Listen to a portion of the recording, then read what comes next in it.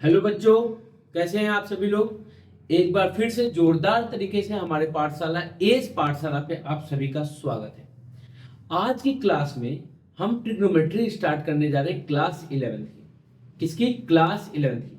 अभी तक जो भी वीडियोस हमारे चैनल पे आए हैं सारी क्लास 10 की गई थी और मैंने पहले ही क्लास में आपसे वादा किया था कि इस चैनल पे क्लास 9, 10, 11, 12 इन चारों क्लास का और स्पेशली बोर्ड के जो बच्चे हैं दैट इज 10th और 12th इन पे हम ज्यादा फोकस करते हुए हम दिसंबर तक सारे कोर्स को क्या करेंगे? कंप्लीट करेंगे।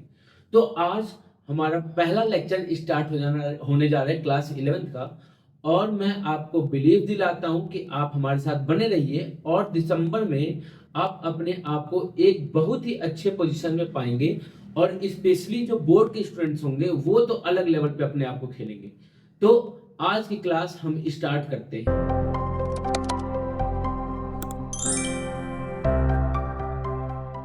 अगर हम बात करें तो जो क्लास 10th का ट्रिग्नोमेट्री गया है उसको भी एक बार आप लोग 2x या 1.5x पे करके देख लेंगे, जिससे कि जो क्लास 10th की जो कॉन्सेप्ट थी ट्रिग्नोमेट्री को क्या हो जाएंगे? रिवाइज हो जाएंगे। और अगर आपको आती है तो बहुत ही अच्छी बात है। तो हमने वहां पे ये पढ़ा है कि ट्रिग्नोमेट्री क्या होती है और ट्रिग्नोमेट्री का जो बेसिक इंट्रोडक्शन है वो हमने क्लास 10th में किया और वहां पे हमने कुछ आइडेंटिटीज के बारे में पढ़ी कि हमारी 3 आइडेंटिटीज होती है और उनसे रिलेटेड फिर हमने कुछ क्वेश्चंस किए, कुछ प्रूविंग की। लेकिन क्लास 11th की ट्रिग्नोमेट्री वहां से बहुत ही अलग है। क्या है? क्लास 10th से ट्रिग्नोमेट्री काफी अलग है। क्यों? क्योंकि एक बार जो चीज का आपने इंट्रोडक्शन कर लिया that means we have to study about the compound of that subject, that topic. उस टॉपिक के कंपाउंड के बारे में हमको पढ़ना है, मतलब उससे और ज्यादा नॉलेज हम सीखेंगे। अब समझिए बात को। जो सबसे पहला चीज आपने सीखा यहाँ पे क्लास 10th में सीखा, वहां पे आपने सीखा एंगल्स के बारे में। एंगल्स में अलग अलग डिग्रीज होती हैं। तो बात करें यहाँ पे तो यहाँ पे भी हमको सबसे पहला जो रिलेशन पढ़ना है वो एंगल का ही सीखना है। लेकिन एंगल को जो हम डिग्री कहते हैं, 1 डिग्री, तो ये 1 डिग्री होता क्या है? ये 1 डिग्री होता क्या है? 1 डिग्री क्या होता है इसके बारे में पहले हम समझते हैं कि 1 डिग्री क्या होता है।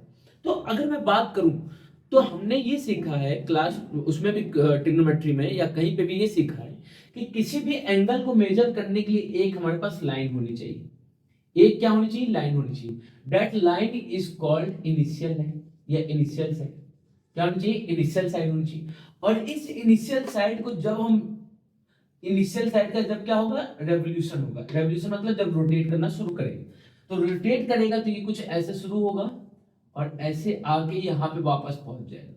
मतलब एक कंप्लीट रेवोल्यूशन। तो एक कंप्लीट रेवोल्यूशन का मतलब क्या होता है कि जहां से वो चला था, जैसे मैं अगर यहां से शुरू करता हूं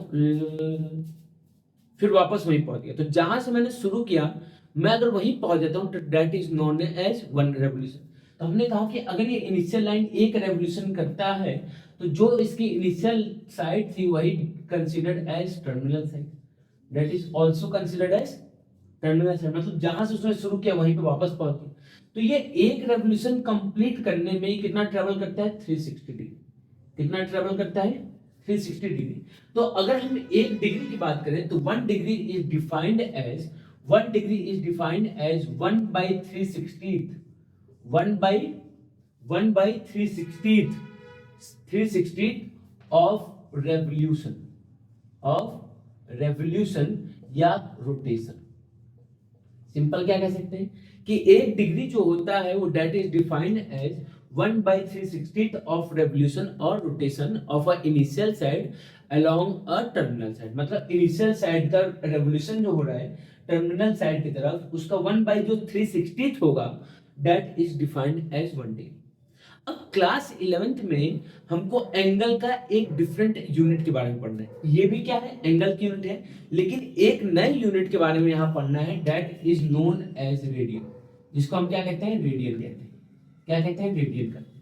तो एंगल की एक न्यू यूनिट के बारे में पढ़ना है, जो न्यू यूनिट का नाम क्या है? रेडियन। तो इसको एकदम ध्यान से समझिएगा, इसको एकदम क्या करिएगा? ध्यान से समझिएगा कि ये रेडियन क्या होता है। रेडियन क्या होता है? तो हमने कहा कि एक हमारे पास सर्कल है। क्या है? ये एक सर्कल।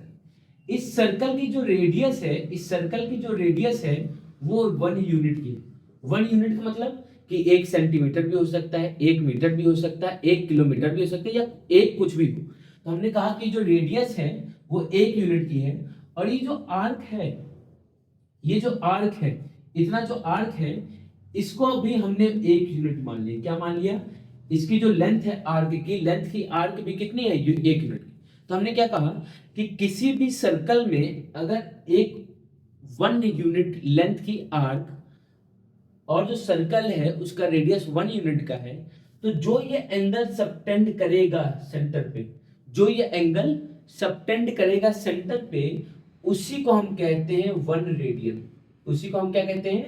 1 रेडियन। एंगल सबटेंड कर रहा है, क्या कर रहा है? एंगल सबटेंड कर रहा है, तो इसी एंगल को हम क्या कहेंगे? 1 रेडियन कहेंगे। तो 1 radian is defined as 1 radian is defined as the angle subtended by an arc of 1 unit length at a unit circle. एक यूनिट सर्कल, यूनिट सर्कल का मतलब कि 1 यूनिट का रेडियस का जो सर्कल होगा उसमें 1 यूनिट लेंथ का जो आर्क होगा, वो जो एंगल सबटेंड करेगा सेंटर पे, उस एंगल को हम कहते हैं 1 रेडियन। उस एंगल को क्या कहते हैं?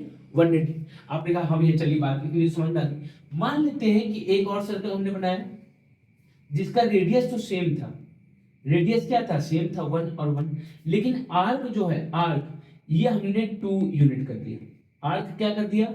आर्क की लेंथ को हमने क्या कर लिया? 2 यूनिट लिए। तो आर्क की लेंथ हमारी 2 यूनिट हो गई, और ये एक और एक। तो हम देखेंगे कि ये जो 2 यूनिट का लेंथ है वो हमारे यहाँ पे 2 रेडियन सबटेंड करेगा। क्या करेगा? 2 रेडियन सबटेंड करेगा। That means on increasing the length of an arc, length of a arc, length जो है आर्क का, उसको जब इंक्रीज कर रहे हैं तो जो एंगल सबटेंड हो रहा है at the centre by an arc is also increases. वो भी क्या हो रहा है? इंक्रीज कर रहा है। तो अगर हम इस पूरे सर्कल की बात करें कि ये पूरा सर्कल क्या होगा, तो आपने भैया जो पूरा सर्कल होता है उसका जो सरकमफेरेंस होता है, पूरे सर्कल का जो सरकमफेरेंस होता है, सर्कल का जो सरकमफेरेंस होता है वो किसके इक्वल होता है? तो we know that is equal to 2 pi R. Circumference of circle क्या होता है? 2 पाई आर। और हमने रेडियस को क्या माना है? तो आपने कहा ये रेडियस को तो हमने 1 यूनिट लिया है, दैट इज आर किसके इक्वल है? 1 के। तो सरकमफेरेंस किसके इक्वल हो जाएगा? 2 पाई। अभी हमने देखा कि जितना लेंथ होगा, जितना लेंथ होगा आर्क का, उतना ही एंगल वो सबटेंड करेगा सेंटर पे। जितना लेंथ होगा उतना ही एंगल सबटेंड करेगा। तो लेंथ कितना है? 2 पाई है। लेंथ कितना है? 2 पाई है। तो लेंथ अगर 2 पाई है तो एक सर्कल सेंटर पे कितना एंगल सबटेंड करेगा? तो that is 2 pi radian. That is 2 pi radian. तो हमने देखा कि जो एंगल है अगर पूरे सर्कल की बात करें तो दैट इज 2 पाई रेडियन, और वही सर्कल पे अगर डिग्री में बात करें तो that is equal to 360 degree. That means we conclude a relation between radian and degree. Radian और डिग्री के बीच में हमने एक रिलेशन बताया। क्या बताया रिलेशन? तो इधर लिखते हैं रेडियन और इधर लिखते हैं डिग्री। इधर क्या लिखते हैं? डिग्री। हमने देखा कि किसी एक सर्कल में, उसी पर्टिकुलर सर्कल में जो रेडियन के टर्म में है वो 2 पाई के इक्वल है, और उसी सेम सर्कल में डिग्री के फॉर्म में अगर हम एंगल लेते हैं तो that is equal to 360 degree. That is equal to 360 degree. That means we get 2 pi is equal to 360 degree. 2 pi क्या है? रेडियन है, और ये क्या है? डिग्री। तो हमारा एक रिलेशन क्या मिल गया? 2 pi radian is equal to 360 degree. आपने कोई 2 यहाँ पे भी कॉमन है, 2 यहाँ पे भी कॉमन है, तो कैंसिल आउट कर सकते हैं। तो आपने अगर इसको कैंसिल आउट कर दिया, क्या कर दिया?